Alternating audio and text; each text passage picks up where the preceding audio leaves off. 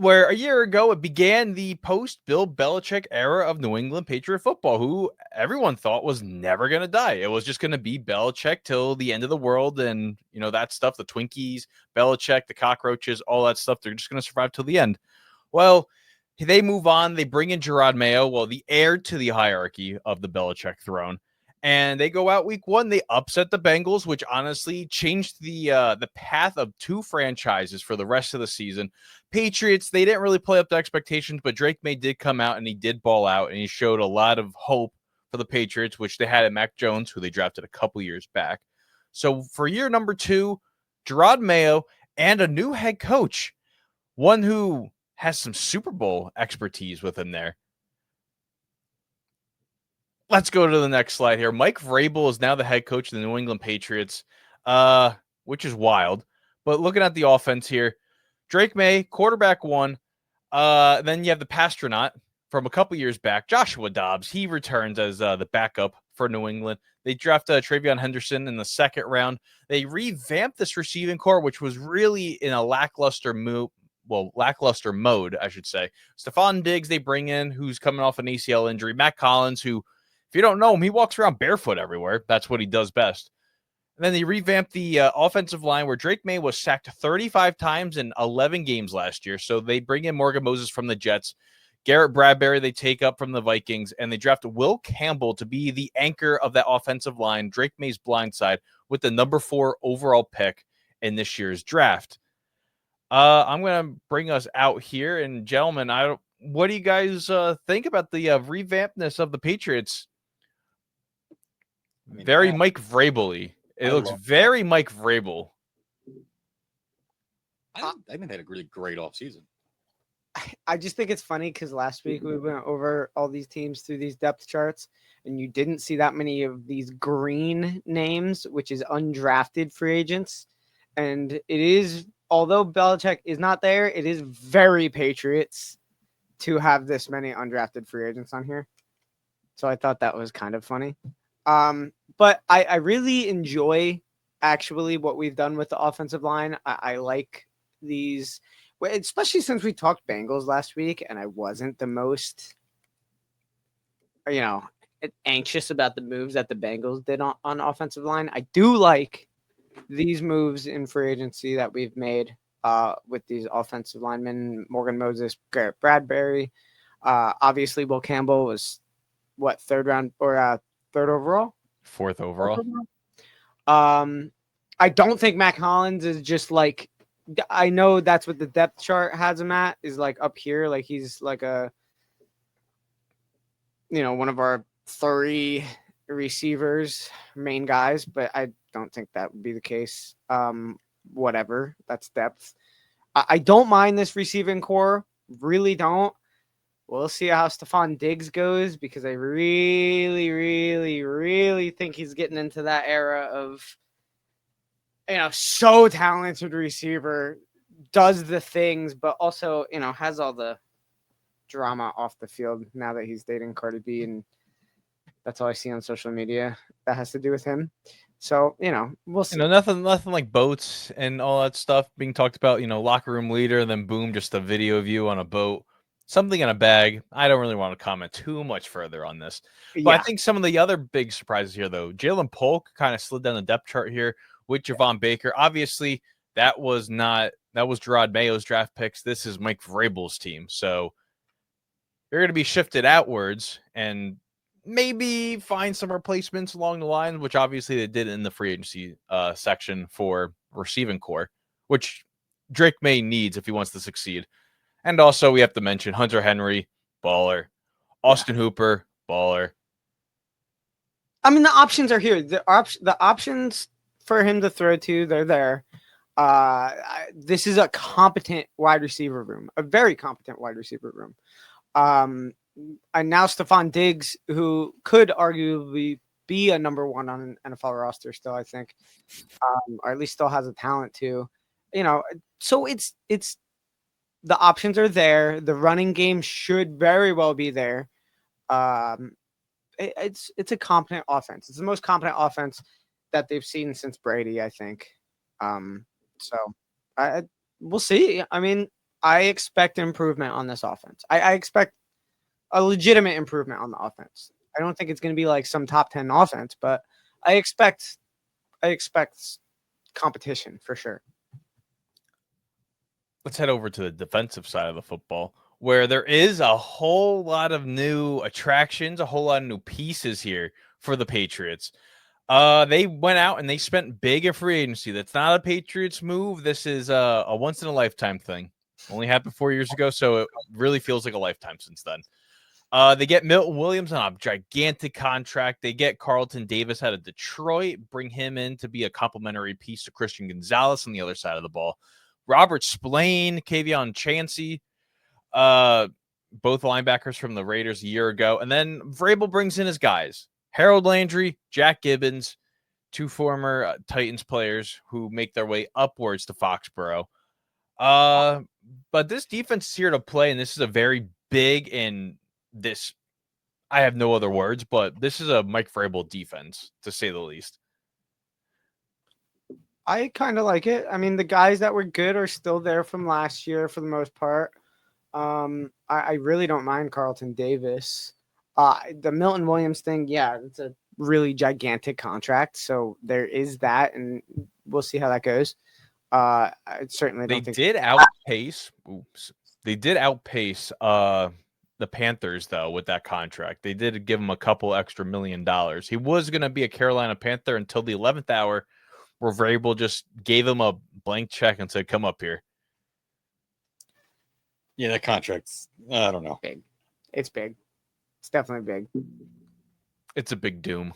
Now, if we're gonna like lean on him a little bit, sure, but like, well, I don't know. Here's the thing: is I do trust Vrabel, and I think a majority of us do. Mm-hmm. So I hope it works out. That I'm optimistic, but we'll see. It needs to be proven a little bit, but we'll see. Just this front seven's like really good. This is just smash mouth football. They're gonna, bring you pressure right up the gut here every single time. No ifs, ands, or buts about it.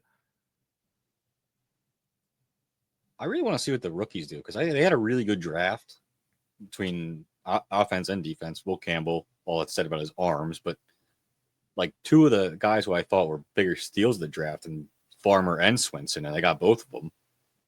Swinson, if they just keeps a lid on his attitude, all the athletic stuff's there. Yeah, I mean, and Vrabel uses a lot of the guys, so we'll see. Yeah, if he went to any other team besides like Mike Vrabel or like a Dan Campbell, I think he'd be a bust. But those guys, you trust them to keep guys in line. I don't mind this. I think really ultimately what looking at this depth chart shows us, and keeping Vrabel in mind, I really think it just says that this should be an improved team, and at least a very much more competitive team. I'm not thinking like, oh, hey, man, playoffs in the sights. But I think we should be able to compete for playoffs. I think in this division, I mean, I don't know what the Bills are, but I think that we can compete in games now for a majority of the season, and I'm okay with that. I'm happy about that. His only bad season with the Titans was his last season. And then he ended up getting fired after, which was a complete bad move there by the Tennessee organization. That was a management decision. It was like their management, finally like continuing to trip over themselves over and over and over. Yeah. Trading AJ and then immediately firing the guy. And then that guy comes in and makes all these mistakes. And then they fired him, a year after firing Vrabel. Yeah, Vrabel like that final thing where it's like, okay, we just ruined this whole franchise. Blow it up. Yeah, let's go to the schedule here. Big week 1 matchup there against the Raiders. Tom Brady comes to town. I don't know if they're honoring him or anything like that, but we already have. Oh yeah, they've honored him so many times. But yes, Raiders a big one, week 1. Really highlighting everything else. That 3-game road stretch is going to be difficult, but concluding that in Tennessee, Vrabel might have some choice things to say, and they'll be football regulated terms, not anything else on those other terms. But yeah, one Thursday night game. I think it's against the Jets there on week number 11. So yeah, I got nothing else to say on the schedule, but let's kind of pull out here for a second. You know, of our quick overviews, counting wins, I got 7 right off the bat. Like pretty easy, not stretch wins. Not in a row. I'm just saying, like.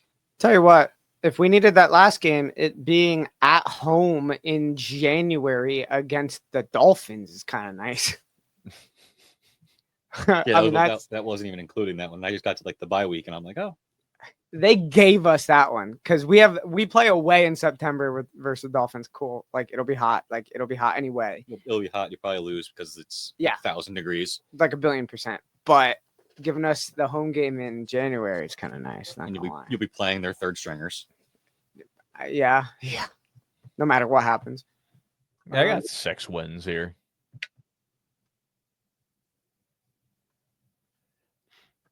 A lot of trips to Florida. You got the Dolphins early, and then you have the Buccaneers in November. At least you get like 2 warm games.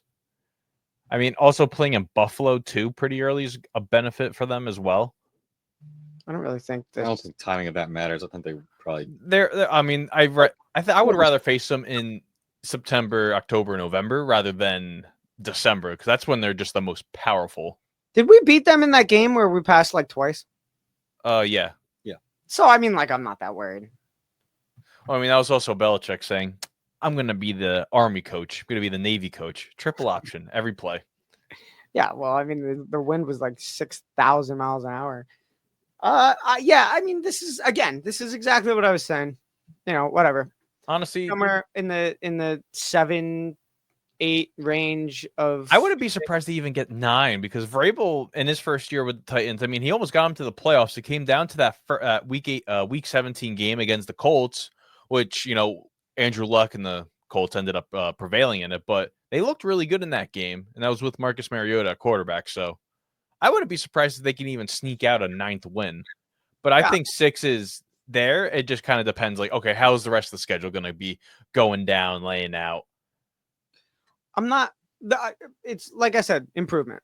I think this is an improved and more competitive team than last year, and I don't know what more you could kind of expect or hope for. So we did what we could.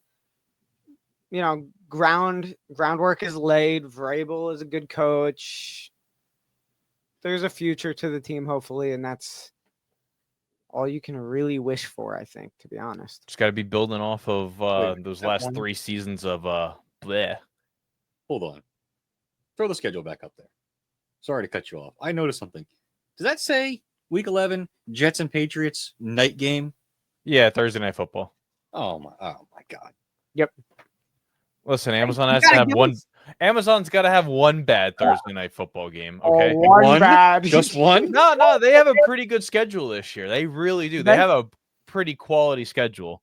I'm a little surprised here, but let's get the question out of the way too. What will make this season successful for the New England Patriots in 2025?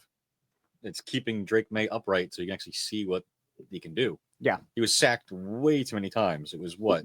34 times for 229 yards with 6 lost fumbles.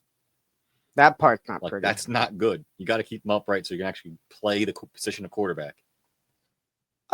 Yeah. I mean, again, if you do that, I think the team improves. And like we said, I think success this year is being a competitive team, being playoff fringe, or at least kind of being in the hunt to the end of the season, I think would be a success. I would call that success. I'd be happy about that. I mean, also, if you just see like if you see an obvious Vrabel attitude shift, that'd be a pretty solid win in the, for them. That and a stable Drake May year. Not like, oh, the team sucks, but Drake's kind of playing okay and good here and there. Like, but we got nothing to lose, whatever. Like, I need a stable year.